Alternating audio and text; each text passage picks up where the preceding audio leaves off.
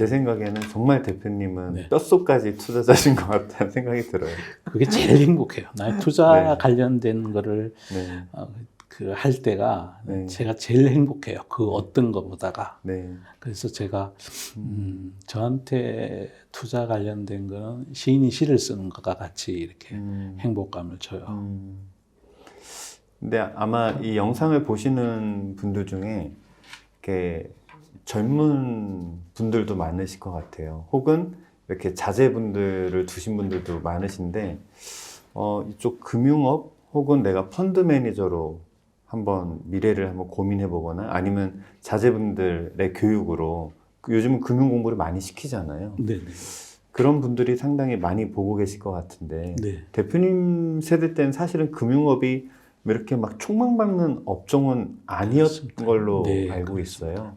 근데 왜 그 업을 갖게 되셨는지, 그리고 요즘 그 업을 준비하는 어떤 후배 분들에게 좀 조언 같은 거를 해주실 수 있으면 감사하겠습니다. 지금 대표님께서 잘 말씀해 주셨는데요. 네, 이제 우리 시절에는 그리고 네. 대한민국이 네, 수출로 먹고 살았잖아요. 네, 그렇죠. 그러니까 이게 네. 금융은 그 산업보다가 열의에 있는 인더스트리로 취급이 되고 네, 그러다 보니 공교육의 교과 과정에 정치 경제라는 과목은 있어도 네, 고등학교 있는 동안에 뭐 네. 투자에 대해서 네. 뭐 금리에 대해서 뭐 네. 이렇게 금융 상품에 대해서 어느 누구도 배워볼 경험이 공교육에서 없죠. 가르쳐 주지 않았어요. 그렇죠. 네. 그런데 사실상은 이제 그러니까 모든 공교육이 좋은 근로자, 좋은 제조업 일꾼을 양성하는 데 포인트가 가 있는 거죠. 네. 그러니까 그래서 거기에 투자를 잘해서 근로소득 이외의 것을 창출하게 만드는 그런 교육은 하나도 안 한 거예요, 지금. 네. 그런데 그게 얼마나 중요하냐면, 잘 만들어서 물건을 잘 만들어서 파는 것도 중요한 일인데, 네. 아니, 내가 창업하지 못한 비즈니스를 네. 주식을 사서, 그 사업을 내가 할 수 있는 일이 만들어져 있고, 그걸 가지고 흔히 자본주의라 그러잖아요. 그렇죠. 우리가 네. 자본주의에 사는데 투자에 관련된 교육을 하나도 안 하고 있다는 거는 이건 진짜 말이 안 맞는 것 같아요. 네. 그러다 보니 이제 일반 사적인 영역, 또 네. 금융회사 네. 이런 쪽에 그게 다 넘어가 있고 네. 교육이나 이런 뭐 그런 데 대한 행위가 넘어가 있는데 거기서 그분들은 또 이해관계가 있기 때문에 고객만을 위해서 한다고 얘기하기가 참 어렵잖아요. 그렇죠. 네. 물론 고객에게 잘해 주시는 분도 많이 있고 또 선한 분도 많이 계시지만 업의 본질상 네. 근데 저는 그래서 이게 금융 쪽의 일을 한번 제대로 배워보면 아니, 내가 또 할 일이 좀 있지 않을까 이런 생각도 좀 했었고 또 더구나 제가 어릴 적에는 뭐 이렇게 시 쓰는 것도 좋아하고 네. 그랬는데 지금도 글 자주 쓰시잖아요. 이게 투자하는 일이 네. 그 시를 쓰는 일이랑 네. 문학이나 뭐 저 영화 이런 것처럼 네. 미래를 상상하는 일이라서 굉장히 재밌어요. 그래서 그냥 시작하게 된 게 아닌가 싶어요. 그리고 또 뭐 더 솔직히 말씀드리면 상대 출신이 네. 그 이과 제조업 회사에 가서 아유 그렇게 크게 성공할 수 있을까 네. 이런 생각도 좀 했었고요. 그렇고 이제 젊은 분들 중에 이제 이 업을 이제 진입하고자 하시는 분들은 뭐 회계학이나 경제학은 당연히 토대가 되니까 당연히 네. 그 밸류에이션을 보고 해야 되니까 반드시 필요한 거고 네. 그 위에 합리적인 상상 과거의 역사에서부터 앞으로 우리 인류가 어디로 가는지 그리고 현재 살고 있는 내 주위에는 어떤 환경과 어떤 기술 변화와 어떤 문화의 트렌드가 바뀌어가고 있는지 네. 그런 거를 이렇게 상상하기를 내가 즐겨하고 있는지 그걸 꼭 체크해 보라고 말씀드리고 싶어요. 사람은 자기가 좋아하는 일을 할 때 제일 성과가 나는데 네. 이 일은 미치도록 좋아해야 성과가 잘 나는 비즈니스지 그냥 일로서 네. 뭐 차트 잘 보고 뭐 수급 잘 챙기고 유수 잘 보고 모멘텀을 잘 본다 해서 이 일을 장기적으로 잘할 수 있는 일은 아닌 것 같아요.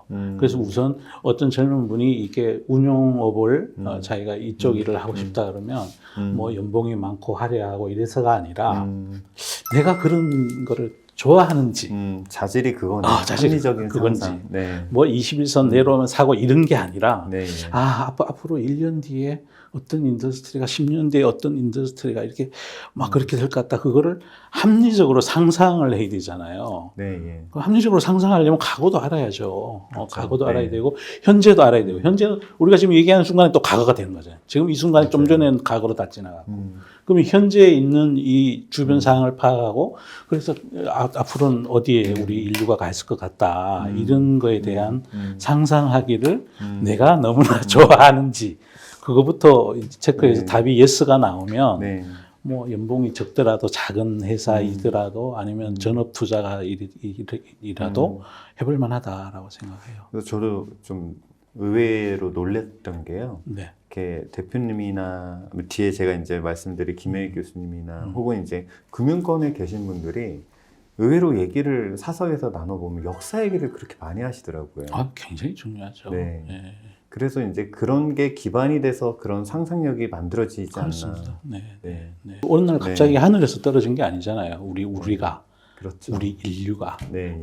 지난 역사에서 어떻게 행동했고 어떤 나라는 무엇 때문에 흥했고 어떤 나라는 무엇 때문에 망했고 기업의 흥망성쇠와 기업의 흥망성쇠 네. 개인의 흥망성쇠가 사실은 별로 다르지 않은 것 같거든요. 네. 그 흥망성쇠의 원인과 결과는 네. 예전이나 지금이나 똑같은 것 같아요. 불변인 것 같고 다만 환경이 달라지고 기술, 문화 이런 것들 또 인구 구조 이런 게 달라진 거지. 네. 그래서 옛날에 어떤 성공의 원칙을 알면 오늘의 우리가 투자하는 거는 예를 들어 뭐 주식이나 국가별 자산 배분을 할 때 나라의 흥망성쇠나 기업의 흥망성쇠에 우리가 앞날을 거는 거잖아요. 그렇죠. 네. 그럼 그 과거의 그 경험치 어떤 원인이 지금도 성공의 요인과 실패의 요인은 반복되는 거니까. 네. 그래서 이 역사가 중요하다는 거죠. 펀드 매니저로서의 자질은 아까 말씀하신 그 합리적인 상상 그리고 그 합리적인 상상을 갖기 위해서는 그런 역사와 많은 어떤 인문학적인 부분도 필요하다는 말씀이신 거죠. 네. 물론 밸류에이션을 봐야 되기 때문에 어떤 기초적인 회계 지식, 그다음에 뭐 경제학적인 기반은 가지고 있어야 돼요. 가지고 있고 거기에 다른 새로운 것을 이제 그거는 필요 조건이고 충분 조건은 말씀드린 그런 상상하고 이런 것들은 펀드 매니저로서 이렇게 쭉 활동하시면서 정말 또 재밌는 일화 혹은 뭐 되게 아찔했던 그런 일화 이런 것들도 되게 많으실 것 같아요. 많죠. 네. 그래서 그런 좀 뭔가 보람됐거나 혹은 이게 즐거운 기억으로 남는 일화 그리고 반대로 좀 아찔했던 근데 이런 것들이 또 투자하시는 분들한테 도움이 될 사례일 것 같거든요. 거기에 제가 또 추가적으로 또 궁금했던 거는 그런 펀드 매니저로서 투자자로서 활동하시면서 그 경험 속에서 많은 또 주변 분들이 계실 것 같은데요. 또 가장 기억에 남는 분을 한 3분 정도 꼽으라면 어떤 분들이 있을지. 우선 먼저 사람에 대한 말씀부터 꼭 드려요. 그러니까 그 성과에 좋은 영향을 미치고 배움을 준 거는 이제 그 과거의 역사 속에 있는 분들이 많이 도움을 저한테 준 것 같고요. 역사에 대한 거는 돌아가신 우리 어머님이 많이 어릴 때 품에 안고 가르쳐 주셔가지고 그것도 저는 제 인생 살아가면서 어머님 살아생 전에는 어머님이 말씀해 주신 역사나 뭐 선비의 얘기 이런 얘기가 영향이 컸고 또 돌아가신 뒤에는 어머니의 부재가 나를 굉장히 많이 자극시켰거든요. 잘 살아야 된다, 난 정말. 그래서 영향이 컸던 것 같아요. 그 다음에 말씀하신 게 펀드 하면서 아찔했던 경험. 많죠. 정말 많아요. 맨 처음에 그 2000년 4월 26일 날 이제 지금 코스닥 네. 지수 2640.70 그게 이제 펀드 매니저 데뷔하는 날의 벤치마크 지수예요. 네. 코스닥 전용 펀드를 했어요. 그것도 심지어 IT 버블 막바지에 정말 그게 한 석 달 한 다음에 손을 들고 거래소로 옮겨갔는데 네. 그때 병을 얻었어요. 진짜 신경정신과를 그 뒤부터 한 3, 4년을 다녔습니다. 불안신경증. 네. 그 계단을 난간을 안 잡고는 못 올라가요. 어질어질한 거예요. 네. 그리고 운전을 해서 터널 안에 들어가잖아요. 네. 그럼 막 속도를 엄청 낮춰야 돼요, 제가. 그러니까 뭐 엄청 스트레스 받았죠. 아니, 제가 가지고 있는 포트폴리오 종목의 상당 부분이 아침에 개장하자마자 하한가로 시작을 해요. IT 버블 꺼지던 그 당시였으니까. 네. 하필 또 그 내려오던 칼날같이 떨어지던 추락할 때 제가 우리 또 DJ 정부 시절에 벤처 육성 이래서 네. 그래서 각종 이제 공공은행이나 이런 데서 벤처 투자 많이 하라 이래서 네. 제가 첫 한 게 코스닥 전용 펀드였어요. 아, 진짜 지금 생각해도 아찔합니다. 아찔하시겠네요. 예. 네. 꿈에 나옵니다. 그래서 그때 그 정신적으로 너무 많이 힘들었고 네. 약을 오랫동안 먹었습니다. 신경과 약을 신경부 안정제, 뭐 불안을 잠재워 이런 걸 먹었는데 또 돌이켜 보면 네. 그때 한 석 달간의 짧고 강렬했던 실패 경험이 네. 많은 걸 공부하게 하고 생각하게 해줬어요. 이게 이렇게 투자하면 안 되겠다 그래서 얼른 손을 들고 나는 코스닥 투자 못하겠다. 네. 거래소 가겠다 그래서 거래소로 옮긴 다음에 정말 좋은 밸류 주식들이 뭐 그때 막 굴러다녔잖아요. 네, 그렇죠. 현대모비스가 9,700원 하고 네. 뭐 현대차도 11,000원 하고 뭐 또 각종 백화점 주식도 엄청 싸게 굴러다녔고 그래서 그거 뭐 주섬주섬 해가지고 몇 년 동안 돈 무지 많이 벌었습니다. 예. 거의 천당과 지옥을 계속 네, 가는 네, 네. 업이네요. 네. 네. 그래서 가장 뭐 기뻤던 기억들 아까 여쭤보셨는데 펀드 잘해서 상 받을 때가 제일 기분 좋습니다. 그게 어떤 베스트 펀드 매니저 뭐 이렇게 네. 베스트 펀드 그래서 뭐 이렇게 가서 인터뷰도 하고 그럴 때가 제일 기분 좋습니다. 어떤 고객이나 이제 나를 믿어준 분들에게 어떤 인정받았다는 그 느낌인 거죠. 네. 또 예전에 그 당시에는 뭐 그렇게 해서 상 받으면 꼭 이렇게 이러고 찍으라고 사진 다들 이러고 있잖아요. 네. 그 사진 찍을 때가 참 제일 네. 기분 좋았던 기억입니다.